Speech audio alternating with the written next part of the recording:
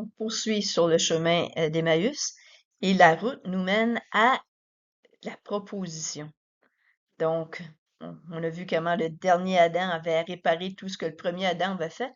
Et donc là, on va voir comment finalement deux anges, deux femmes et deux différentes propositions auront des conséquences éternelles à suivre.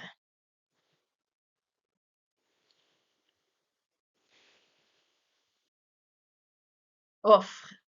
Nous allons maintenant revoir l'histoire de la chute sous un autre angle, celui de la femme en comparant le récit avec Ève et Marie.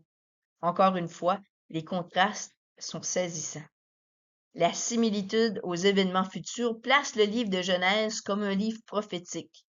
Seul Dieu peut rédiger un tel chef-d'œuvre démontrant une parfaite maîtrise des choses à venir. Le salut viendra d'un enfant né d'une femme, et la femme sera sauvée grâce à cet enfant si elle persévère dans la foi, l'amour, la sainteté et la maîtrise de soi.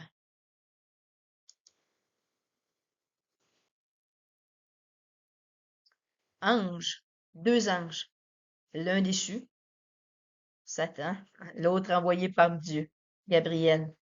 Deux propositions qui transformeront l'avenir de l'humanité. Allégeance. Deux allégeances. L'une commente et se laisse séduire. L'autre questionne et se laisse instruire. Destinée. Deux choix, deux destinées, dont les répercussions sont éternelles. Porte. Deux portes d'entrée. Deux femmes, Ève et Marie. Cible. Deux cibles. Deux hommes, Adam et Jésus. Conséquence, deux choix, une seule conséquence, les douleurs de l'enfantement. Démarche. Tout comme Ève fait une offre contraignante à Adam, Marie fait une demande contrariante à Jésus. L'heure.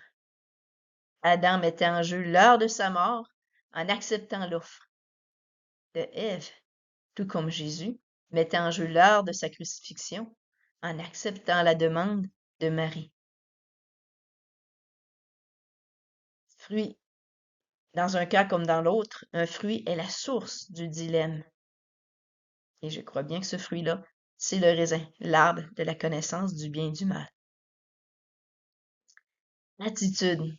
En Éden, on désobéit à Dieu en contestant la parole de Dieu.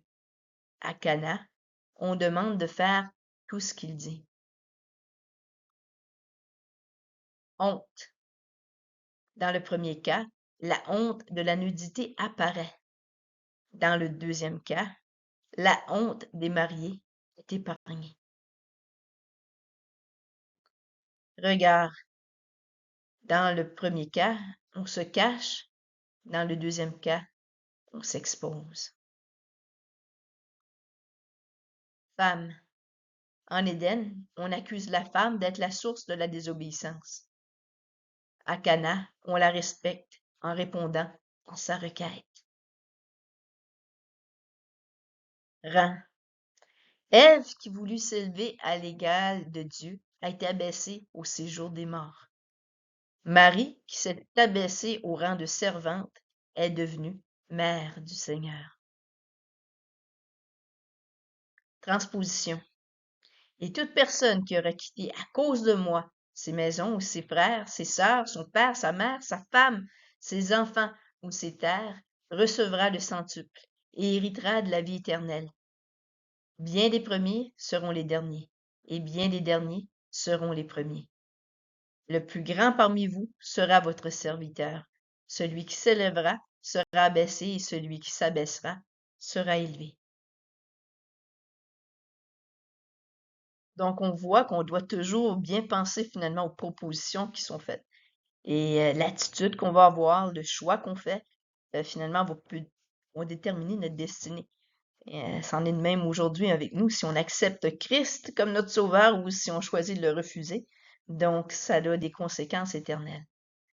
On va poursuivre avec le chemin d'Emmaüs Donc, la prochaine présentation touche sur les prédiluviens, donc c'est-à-dire les hommes avant le déluge.